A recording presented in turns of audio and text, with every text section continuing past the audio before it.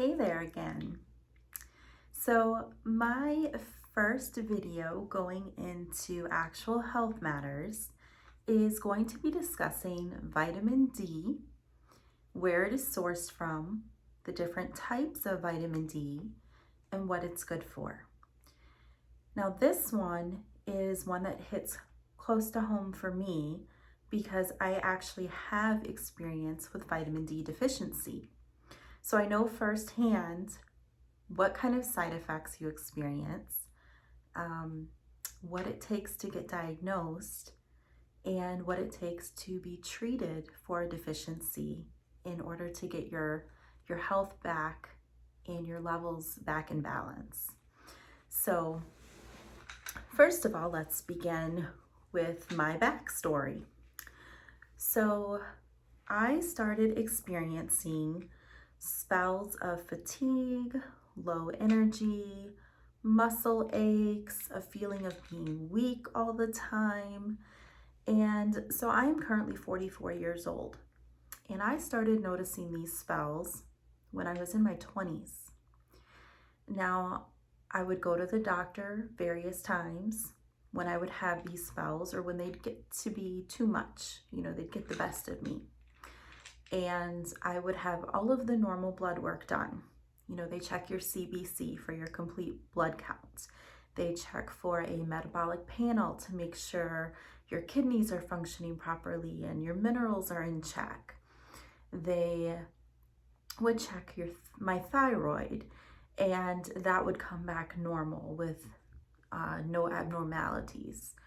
So it always left me undiagnosed and confused and frustrated because no matter how much I said, I don't feel right, something is wrong, it almost felt like nobody believed me because they didn't search any further than just the basic blood work.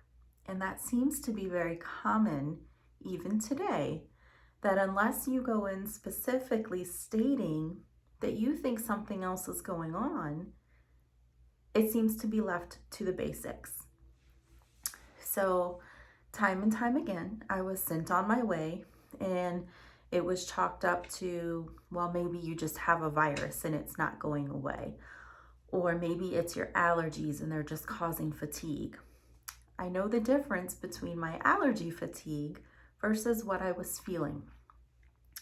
So through the years, I knew enough to know that sometimes taking multivitamins could help you feel better, give your immune system a little boost. So periodically I would supplement, I would try a multivitamin or, maybe take some vitamin B or something for energy. And sometimes it would help me feel a little bit better and I wouldn't think anything of it. And I would have spells like that on and off through the years. A couple years ago, I had so much fatigue and so much low energy. It literally felt like my bones were hurting. I would get up in the morning feeling and looking crippled until I could get my body moving. It was very difficult to be able to even get my legs and hips to stand up straight initially. My muscles were weak. I had just no energy, no ambition. I remember having 4 days off of work one week during this time, and I literally spent those days in bed, the entire days in bed. I even ate my meals in bed. I was so tired. So that was an issue. And so I said, you know what? I need to go back in. I need to see a different provider. I need to tell my story and find out what's going on. So thankfully, I was able to get a provider who listened and who heard me and understood how frustrated and how exhausted I was.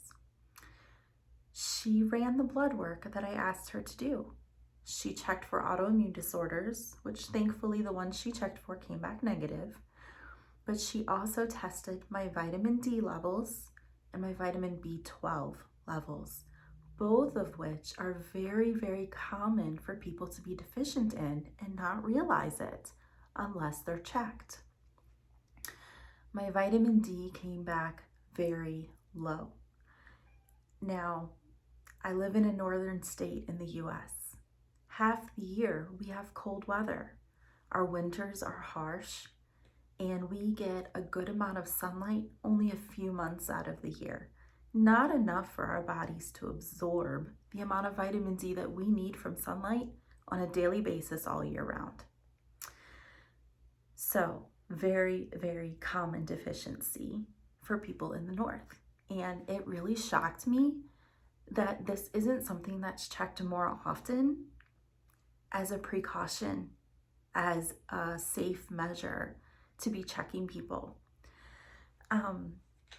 So anyway, I finally got the diagnosis for the vitamin deficiencies, and B12 is something we'll talk about in another video because that's a different vitamin altogether. But the vitamin D. So your value should be at the lowest of 30, but generally between like 40 and 90 is really good. And my level was at a 14. So if I was that low then, how much lower could it have gone and how much faster could it have happened with the symptoms I had already been experiencing and how bad the fatigue and the weakness had gotten? So that was definitely a concern. So the treatment plan for that was to go on 100,000 IUs of vitamin D3 for 12 weeks. So I went to the pharmacy, I picked up a prescription for that because the vitamin D sold over the counter doesn't usually go above 5 or 10,000 IUs. I believe 10,000 maybe you can find over the counter. Otherwise, in order to get higher doses, you do need to go through the pharmacy and get a prescription. So it was prescribed in 50,000 IUs that I would take twice a week for 12 weeks. At the end of the 12 weeks, my numbers skyrocketed. I went from a 14 to somewhere in the 90s. It boosted me right up, which was amazing because my provider actually wasn't sure if it was going to bump me up that quickly. Thankfully, it did, and I started feeling better. So I was able to keep my head up. I was able to get up out of bed in the morning and walk. I was able to go to work and not feel like I was going to fall over. It was amazing. Vitamin D is important for your bones, for bone health, for strength. It's important for our teeth. It's important for our immune system to fight off germs and illnesses and yucky bugs that are going around.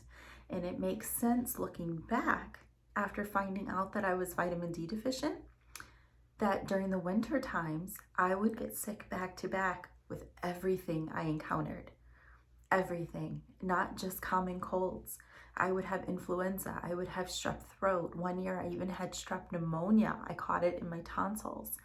I would get something back to back to back. As soon as I would recover, within a couple weeks, I would have another virus or another infection. That is very common with a vitamin D deficiency for the immune system to be compromised. So it is very important to check your levels. And that's not something that I was really aware of until it got to such a negative point for me to notice that. So I had my treatment completed. I felt better, thankfully. And of course, during that time, I did more research on vitamin D. So the one that I like to take, I will show you. This is just my personal preference. I purchase mine from health food co-ops or a store that we have in here in my town called the Nutrition Discount Center, which is basically like a co-op grocery store that carries a lot of supplements and things. But mine is from Terry Naturally, and this brand has lots and lots of supplements out there for all different things. But Terry Naturally, it's vitamin D3, which is cholecalciferol, and Even though I was told I only needed a 2000 IU for maintenance, I felt that I should take something a little higher just because I don't want to end up deficient again, knowing that I live in a northern state. So I take the chewable version with 5000 IUs. So I take one a day, and it's a mixed berry flavor, so it's pleasant. It's not like sour or tart or anything. It's a nice sweet little berry flavor, very mild. And they're just tiny little things, tiny little chewables. And one a day is all that's needed. So vitamin D is actually a fat-soluble vitamin. That means that it gets stored in the body. The liver stores the vitamin D. It's the same with vitamin A actually, but it's stored in the body. So you can get vitamin toxicity through taking fat-soluble vitamins. So that is something to be careful of. If you don't need to be on super high doses, then don't be. Because if you get too much of it, you could have a rebound side effect thing where your body will actually show symptoms like that or worse and put you in a different health spiral, and you don't want to experience that. So taking 5000 IUs a day for me is good maintenance. Most people, 2000 IUs is generally plenty. Now, I prefer the chewables over the capsules because I have found while there are plenty of vegetarian or vegan capsules on the market for lots of supplements, I have found that a lot of them for vitamin D3 tend to have gelatin, and I don't like to consume gelatin for various reasons, and that's another video too. So I just prefer the chewable. It's nice, it's pleasant, it's mild, and it's easy to take. So keeps my blood levels normal, and I am happy with that. So vitamin D3 is generally found in animal-based sources. Obviously, it comes through sunlight and the ultraviolet rays, but if you can't absorb enough of it, drinking vitamin D fortified milk or cheese or yogurt is a way to go. Egg yolks carry vitamin D as well. But again, for someone who, lives in the north or doesn't get enough sunlight, or their body simply just isn't absorbing enough of it, you would have to probably drink like a gallon of cow's milk a day or eat a dozen eggs a day, absurd amounts of animal-based foods. And I don't do that. I'm vegetarian. I try to eat as plant-based as possible, although I do have some animal byproducts in some of my foods, like eggs or cheese, but I don't drink cow's milk and I don't eat meat. So, and even if I did, drinking that much milk would probably make me pretty sick to try to get vitamin D. So, not a healthy way to go all around. So D3 supplements are common. They're easy to get, they're easy to take, and they are actually a quick fix compared to some medical conditions. So if you need it, don't be afraid to supplement. So this is vitamin D3. The other source of vitamin D is D2. D2 is ergocalciferol. That one is more of, while it can be found in egg yolks and other sources, fish and beef liver and things like that, it's generally more of your plant-based vitamin D. So mushrooms, for example, carry D2. And for people who identify as vegan and live those plant-based lifestyles, or people who need to supplement, but it's not really because they're so deficient, they just kind of need to stay on track with it, they can supplement with D2 because it's a different form of it, but your body does absorb it.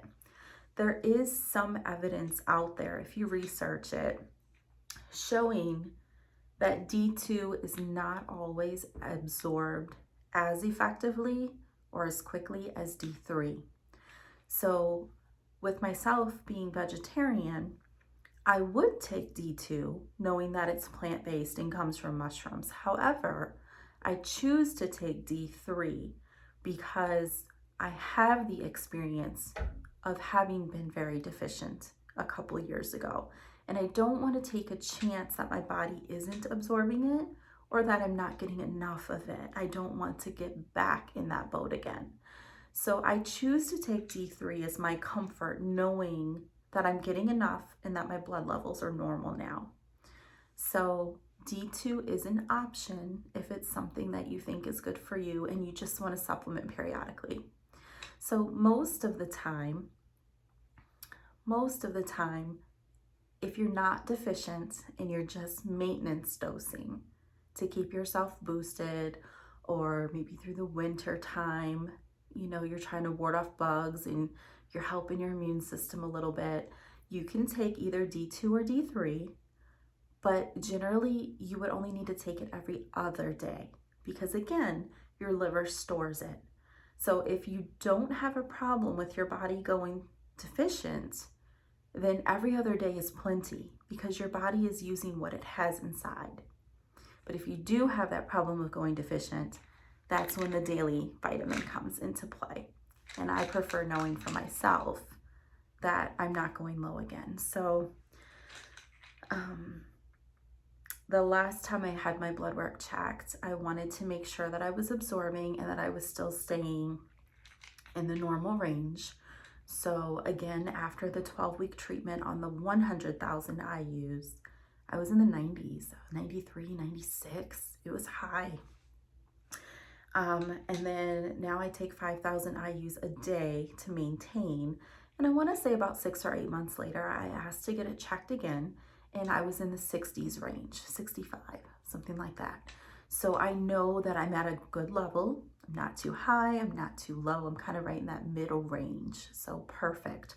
So probably again, sometime next year, I may get it checked again just to make sure that this is still working for me, that I'm still absorbing it properly. We'll get through winter and see how that goes. The other thing that I should mention for vitamin D that some people know and some people may not, during the winter, a lot of people experience what the acronym is called SAD, seasonal affective disorder. They kind of get the blues, you know, it's darker days, it's less sunlight, it's colder weather. So they kind of feel more down. Some people with depression or anxiety naturally will feel more down. Vitamin D is a good supplement for that. It plays in the immune system and it also works in the brain to help boost your mood. So definitely consider vitamin D as part of your regimen, especially during the winter time, if you think that could be a culprit. You never know, you could be running a little bit low during those months, and it doesn't hurt to boost the system and just take it every other day or every couple of days. Or, you know, if you are deficient or you find out that you're deficient, then every day for as long as you need to. But it could actually make a big difference. So again, mine is by Terry Naturally, but there's plenty of other options out there. Personally, I don't buy mine from places like Walmart or grocery stores and such. Some of the brands they carry may be very good, but I tend to go to co-ops or health food stores because I know that they're only pulling in supplements that have been lab tested and sourced, so that you know that what you're getting in your product is not fillers. And unfortunately, there's been studies out there on some of the cheaper versions where it's been a lot of fillers and additives. So check your ingredient labels. If you're looking for, you know, gluten-free, dairy-free, paraben-free, vegetarian, vegan, etc., they're all labeled. In the health food stores especially, you will get everything you need on that label to know exactly what you're consuming. And if you have any questions, somebody working in the co-op or health food store is always able to help answer those questions. Whereas if you were to go to, say, a Walmart employee or a grocery store employee, they may not know much about those supplements or the companies that they're distributed in. So do your research before you purchase and make sure that it's something you're comfortable putting into your body and that you know you're for sure going to absorb, or at least you hope you will absorb. So yeah, that is my take on vitamin D. Feel free to leave comments or ask questions if you have anything else you want to know. And please, please, please, always do your research. Thanks for listening.